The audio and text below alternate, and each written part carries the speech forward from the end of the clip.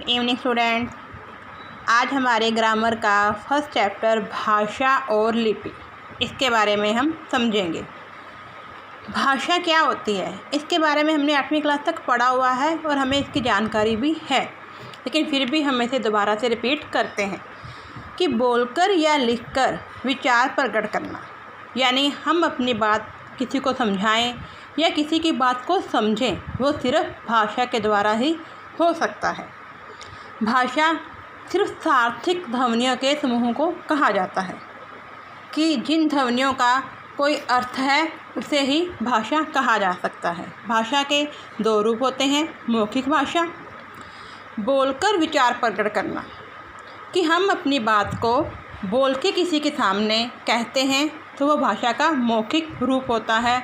और इसकी सबसे छोटी इकाई क्या होती है? ध्वनि, क्योंकि बोलना वो हमारी ध्वनि पे ही निर्भर है। उसके बाद है दूसरा लिखित भाषा। लिखकर विचार प्रकट करने को लिखित भाषा कहते हैं, यानी हम किसी के लिखे हुए विचारों को पढ़ें या अपने विचार लिख के बताएं, वो भाषा का लिखित रूप होता है।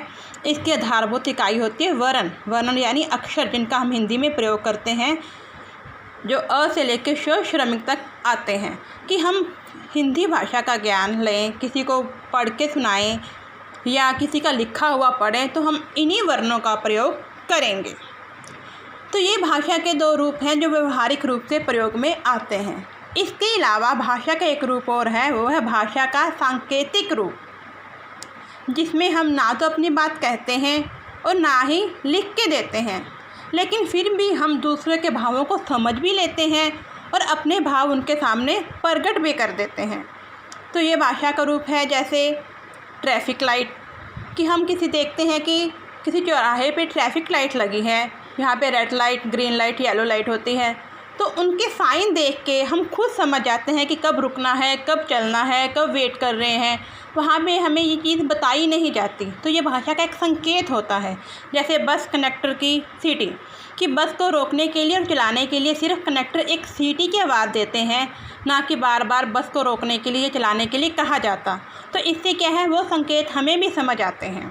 कई बार हम एक दूसरे से बात करते हैं तो हम इशारों के द्वारा ही एक दूसरे की बात को समझ जाते हैं या बात को समझा देते हैं।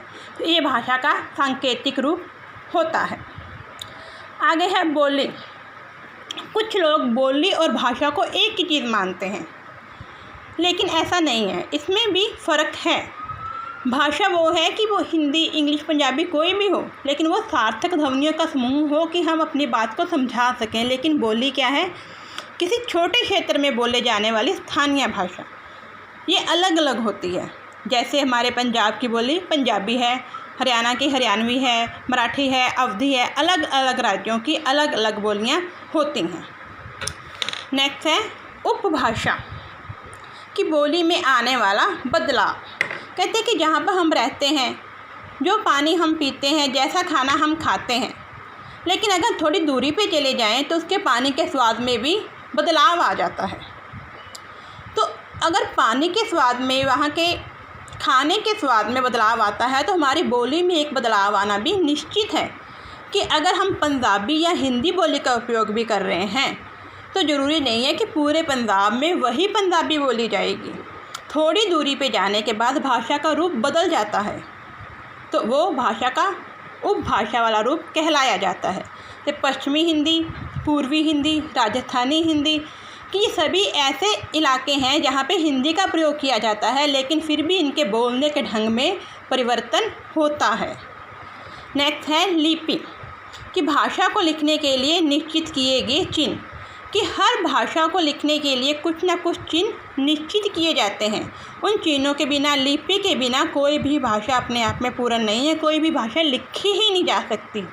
जैसे हिंदी के लिए देवनागरी, तो देवनागरी लिखने का एक ढंग है, दाईं से बाईं ओर लिखी जाती है। पंजाबी के लिए गुरमुखी और अंग्रेजी के लिए रोमन, कि हर भाषा की एक लिपि होती है, लिपि के बिना भाषा का कोई भी अस्तित्व नहीं है। और लिखित भाषा, ये हमारे लिए एक स्थायी रूप है, ये हमारे लिए बहुत ही महत्वपूर्ण है। भाषा का सबसे मुख्य रूप है लिखित भाषा, क्योंकि इससे क्या है, हम कुछ भी लिखा हुआ या किसी का लिखा हुआ अपने पास स्थायी रूप से स्टोर करके रख सकते हैं और जब भी चाहें इसका प्रयोग दोबारा कर सकते हैं। तो ये सभी भाषा के ही थोड़े थोड़े बदलाव के ही रूप हैं, जैसे भाषा के रूप, बोली, उपभाषा और लिपि, ये सभी एक दूसरे से संबंधित ही हैं। थोड़ा थोड़ा फ़र्क है जो कि हम इसे अच्छी प्रकार रिवाइज करो ताकि आपको ये सारा अंतर समझ में आ सके। Thank you.